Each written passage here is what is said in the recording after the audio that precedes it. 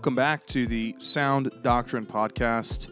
My name is Nathan Davis. I serve as the worship arts pastor. And my name is Lauren Davis, and I serve as the digital arts pastor. Each Sunday, we want to communicate the same three things through the music that we sing and play and through the readings that we do together. Those three things are: what is God like? Who is God, right? What does God do, namely in Jesus Christ, in the saving work of God? And then thirdly, what does that mean for us? What are the implications for us? Yeah, and I'm here as always to ask a lot of questions, maybe silly, maybe real. We'll see what happens. We will see what happens.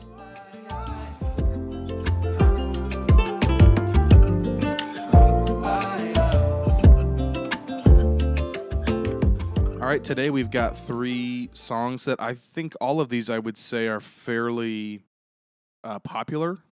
They're on the CCLI. If you're not aware of what that is, it's Song Select, the company that licenses out songs to churches so they can sing them. But the CCLI, they also rank the songs by most used.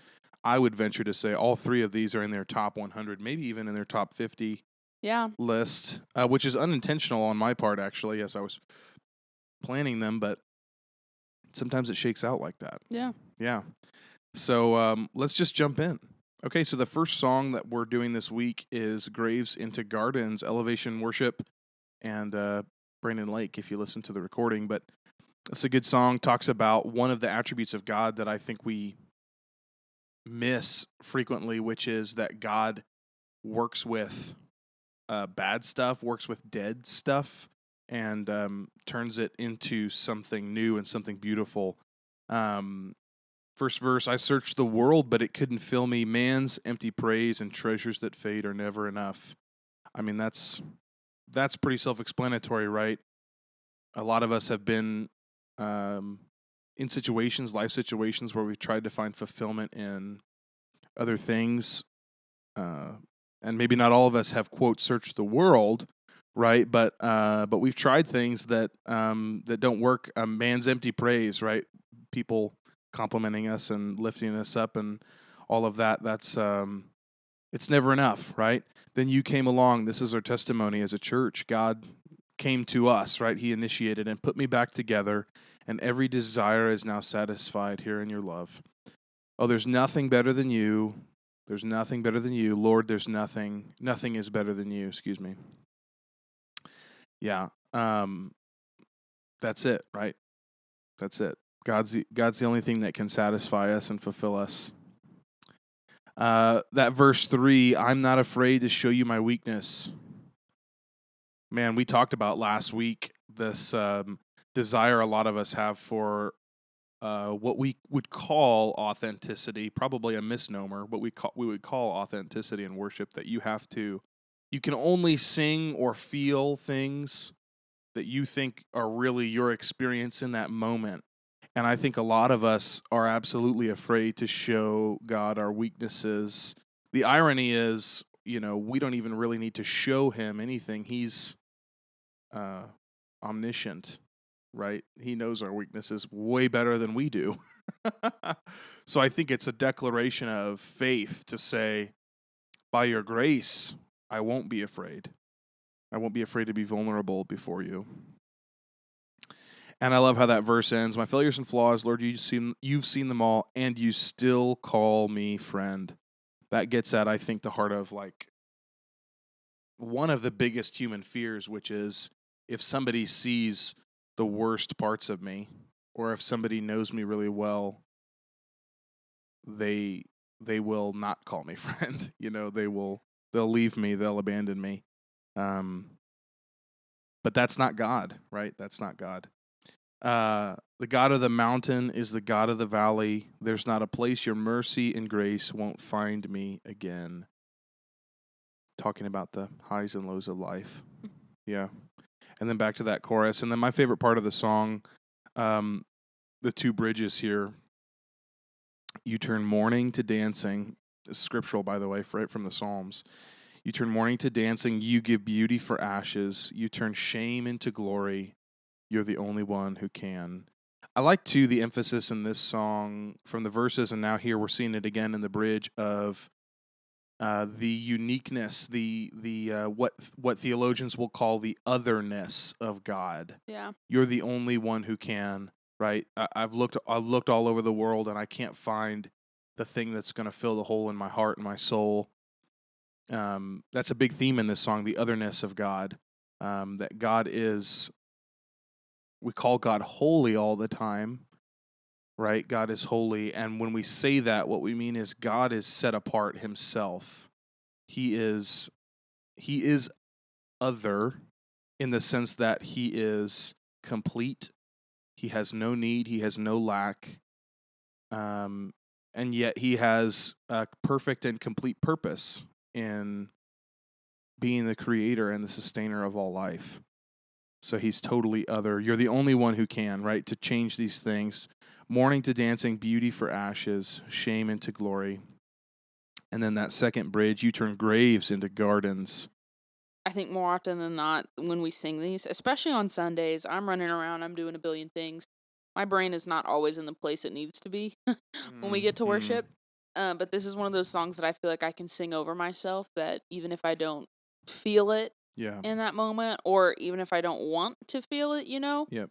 like it's good to be able to say those words in those moments where my heart's maybe not in the right place, or my mind is wandering. And so this is one of those songs that I love, just being able to remind myself, like, regardless of how I feel at the moment, it's true that God turns graves into gardens. He does all of these things that this song is listing, and it's a beautiful song. Yeah. Yeah, I think, I've definitely had moments in my life where I experienced both like literal death and graves, but also moments where I felt like, something inside me was dead or was dying or was broken in that way. And I think the beauty of the Lord is that he has been able to work out in my life the growth of flora, the growth of Flora. flora, like the growth of life, new life that springs out of that death. This is a superb song. I think it's oddly, I mean, when did this come out? What is it, 2019? I mean, can you believe this song is 6 years old? Here's what's funny. I remember this song coming out because it's on the same album as Rattle. Yep. And I love Rattle. And so that's the only reason I can place where this came out, because this was right before COVID. Right. It came out when I was working at Camp Table Rock. So I have vivid memories of listening to this song driving down treacherous highways. So no, it's lots of memories in this one. Yeah. Yeah, I also just think it's one of those things too where like Elevation, they have made some really good songs with hits, what we call them. Yeah, hits. this The is other one one of is Do It Again. That was the one that's obviously earlier than this, but ba ba ba ba. Yeah. And then this one kind of has hits like that, similar to that on the bridge. So No, yeah, good song. that's Graves into Gardens. The second tune we're gonna sing this week together is Christ Be Magnified. Cody Carnes' tune. This is another one of those songs that is fairly poetic. Yeah. And definitely like flowery language that can kind of pass you by if you're not thinking about it a little bit. Into that first verse, we're creation. Already, I'm like, what? In the past, creation. We're creation. In other words, if creation was, we're creation suddenly articulate with 1,000 tongues to lift one cry, then from north to south and east to west, we'd hear Christ be magnified. More of this is giving the rocks cry out again. You're really keeping a theme here, Nathan. Come on. I love that. Yeah, man. We're creation suddenly articulate, which is just a fancy way of saying if the ground could cry out. If all created things were suddenly able to talk and to speak and to sing, this is what we would hear. We'd hear Christ be magnified. Okay, wait. Simple aside. Yeah. You know how we have the Message for the Bible? Yeah. I think we need the Message paraphrased for worship songs. We need the simplified version For hymns especially. so that it's the beginner's guide to Cody Yes. Carnes and Brandon Lake, and it gives you all of the flowery language put in layman's terms. Yeah. That would be very funny. Verse 2, right into that, where the whole earth echoing his eminence. Eminence. I I love love that. I do need you to know that when I say I love that, I mean I love singing that line. The rhythm, it's just beautiful. It's so fun to sing. Yeah. Um And echoing his eminence is a good alliteration. Oh yeah, it's so good. Alliteration, 2 E's back to back, basically. Cody Carnes out here at the hit. Where the whole earth echoing his eminence, his nearness, right? His bigness. I think that's, hold on, let me actually. Yeah, Google eminence for me. Because this is eminence with an E. Oh, see, okay. I'm learning something right now. Oh, look at as that. We're on the podcast.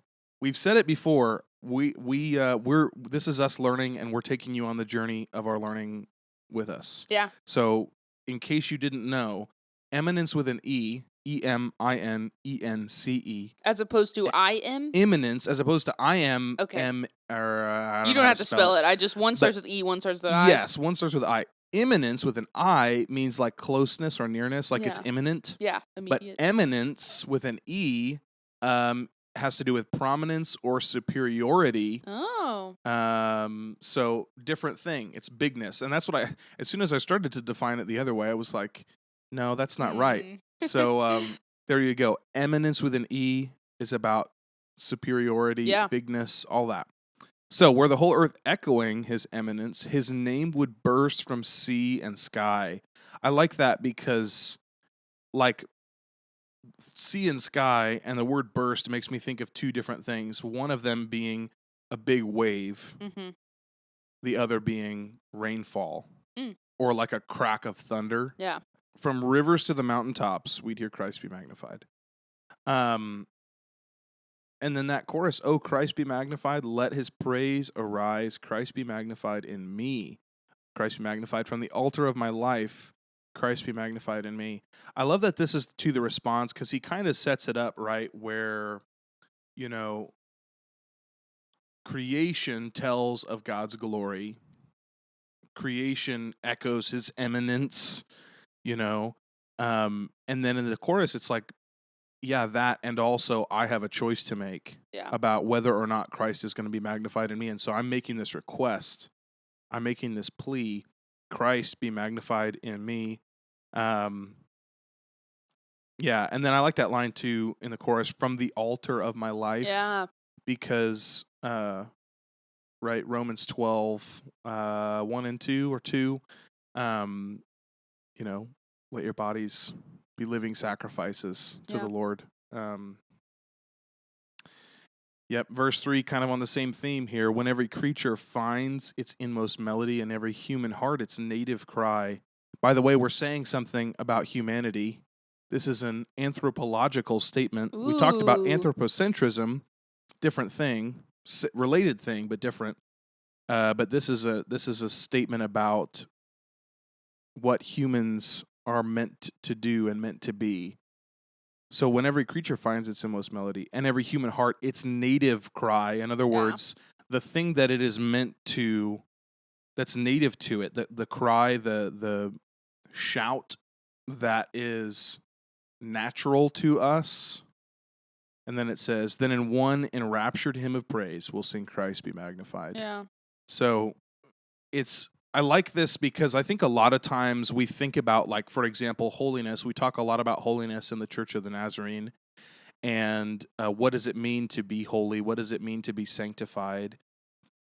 And I think Cody Carnes is helping us out here in saying it's actually about becoming more human, not less human. Yeah. It's actually about it's about returning to the original design that God laid out in the beginning when he created us and he called us good. So, I have to pause, everyone. Nathan has a nail in his shoe. Red alert. I'm just kidding. I do have a nail in my shoe, though. That's crazy. The Not really. crisis averted, the nail is removed. Wow. Anyway, human beings are made to glorify God. Yeah. Period. That's our original design. And so when we talk about holiness, man, what we're talking about is returning to the original design. We're talking about God redeeming us, and that doesn't mean becoming less human. That means becoming more human. That means returning to our native cry. That takes us to another chorus and then to the bridge. The bridge is good, man. The bridge is a hard one. We're gonna spend 30 minutes on the bridge. Before we talk about the bridge, my only thing I hate about this song is that the bridge is only sang once. We have so many worship songs with less cool words, less poetic words, less meaningful words that we sing over and over and over again. Yeah. And then we've got this song with a beautiful bridge. And Cody was like, yeah, I think one's enough. If I could go back in time, this entire song would just be the bridge over and over again. I think that would be... You heard it here first, I think that would be all of it. Lauren wants to only do the bridge. Okay, you may now continue. Okay, here it is. I won't bow to idols. I'll stand strong and worship you. If it puts me in the fire, I'll rejoice, because you're there too. I won't be formed by feelings. I'll hold fast to what is true. If the cross brings transformation, then I'll be crucified with you. Man, I think we all need to sing this over ourselves every day. We are surrounded by idols. And I think, we don't literally bow a lot of the time, but I think we do. We bow to things in our life. We bow to culture. We bow to politics. We bow to, just about anything that gets in God's place and God's way. We bow to it. Well, and the following line, it all ties together. None of them are separate, but and if it puts me in the fire. Right. If it is, I won't bow to idols, I'll stay strong and worship you. And if it puts me in the fire, I'll rejoice because you're there too. Yeah. And, I think that line, that I'll rejoice, I've spent a lot of my life getting out of the fire. I'm not happy about it. Yeah. I don't want to be here. I want to avoid whatever conflict it is. I want to solve the issues. But here, it's saying, you know what? If I'm doing what I know God has called me to, and it gets me in the hot seat, there's a gift in that. And I think that that's the part that hits me every time, is it's I'll rejoice in the fact that I'm doing what God has called, even though I'm suffering. Because to be in the fire is suffering. It's not, oh, my life is a little inconvenient. Yeah. Because that's not what it's referencing. It's referencing in Daniel. Is it Daniel? Yep. The story of Shadrach, Meshach, and Abednego. Yeah. That was not a slight inconvenience to them. That was a literal furnace. They were saved, right? And so they didn't have to suffer through what that would have been. But had God not stepped into that moment, it would have been a brutal death. Yeah. There was no slight inconvenience to that. Well, and the crazy thing is too, right? The story says that they heated up the furnace so much that the guys who were, I can't remember if it was they who were throwing them in or who were just like tending to it, died because it was so hot. Mm-hmm. Yeah, I think this line is interesting. I think sung, in the United States, I would say more than most places, maybe more than any place in the world. We don't live under the same kind of threat of, religious restriction. We have religious freedom. Yeah, that's part of our, especially part of our Christian. deal here. Yeah, right. Because we're the dominant religion in the United States, in the world, possibly. Yeah. So I think. For us to sing this, we have to also consider what are the things that we're worried about In other words, we need to have perspective. What are the things that we think are fire? Yeah. What are the things that we think are a furnace that are really just something, kind of menial? Yeah. I don't know. Well, I want to spend the most time on this Oh song. no, So, we can. Yeah, let's keep going. we still have the other half of the chorus to talk, or the bridge to talk that's about. true. We're not even. We're a quarter of the way through. That second half of the first bridge, I won't be formed by feelings. I'll hold fast to what is true. Man, I think this is such a fascinating line to me. I won't be formed by feelings. I think what it is it's a commitment to. It's interpreted by the second line. If you just read the first line, it would be kind of confusing. But I'll hold fast to what is true is to say the things that I'm going to allow to shape me as a person are going to be the things that are steady. It's going to be the Word of God. It's going to be the people of God and the community of God. And it's going to be God. It's going to be His grace that forms me, and not my whims. Yep. Not the idols that we've previously talked about. Yeah. It's not to say you shouldn't have feelings, right? But it is to say feelings are important, and we're also going to not let them. We're not going to be reactionary people, in other words. Yeah. We're going to be proactive people who say, it's important that I be shaped by God's love and God's standards and God's wisdom more so than anything else. No, this line too, Nathan, personally because you're married to me, but Yes.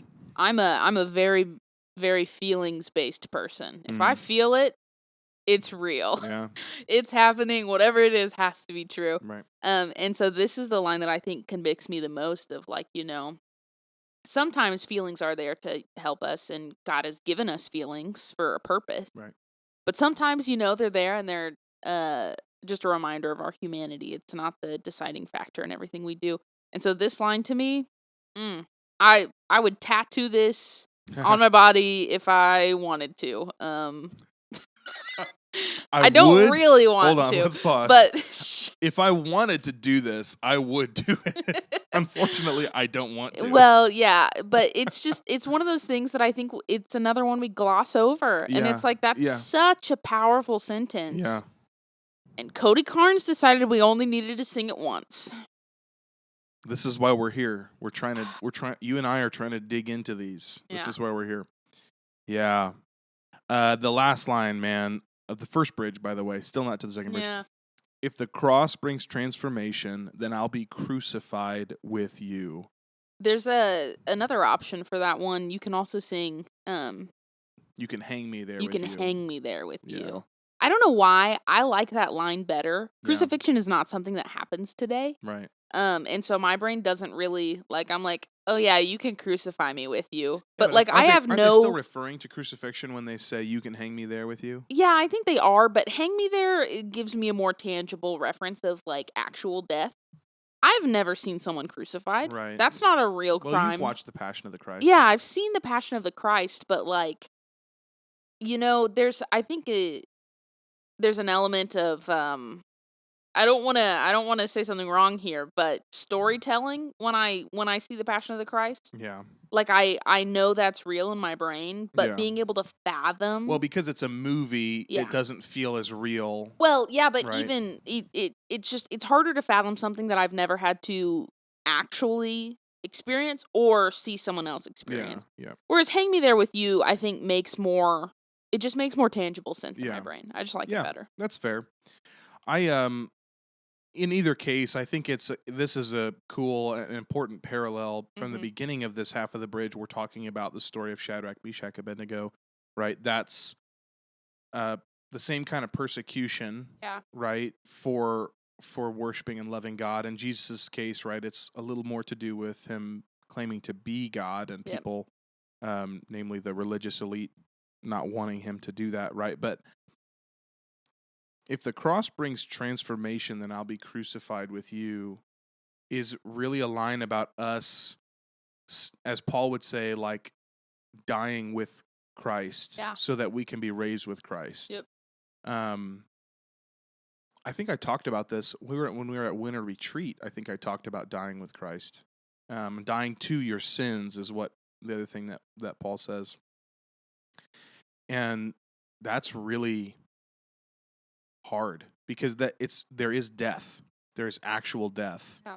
But this transformation that we're talking about, the resurrection that we're talking about, is the same thing we were talking about in the last song. This is what God does.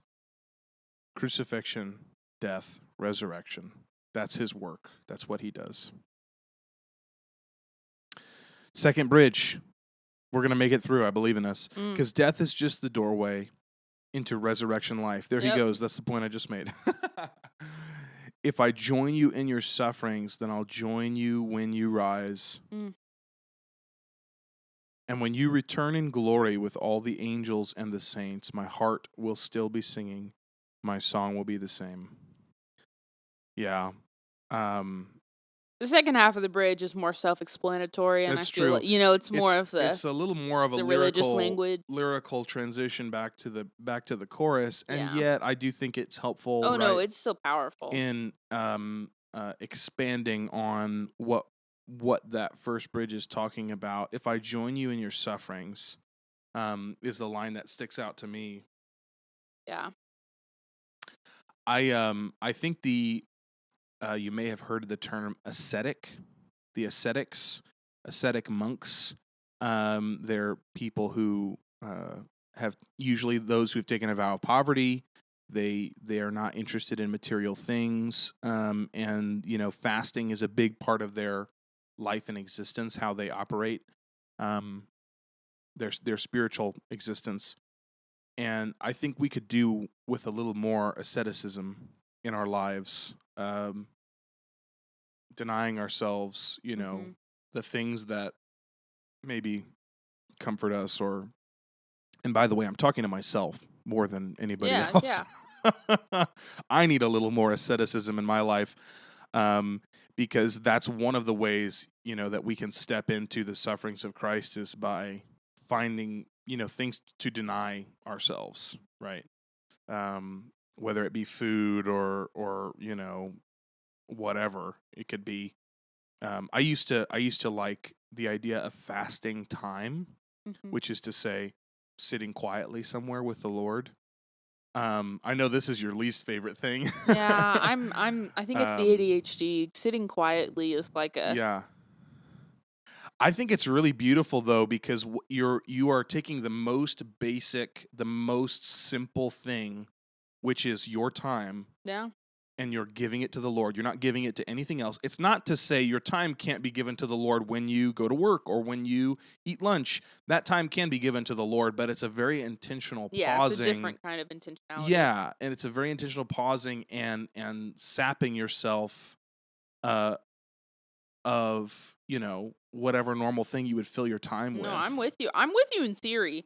In practice is where I struggle. Yeah. So that's what I think of. I like that line. I'll join you in your sufferings.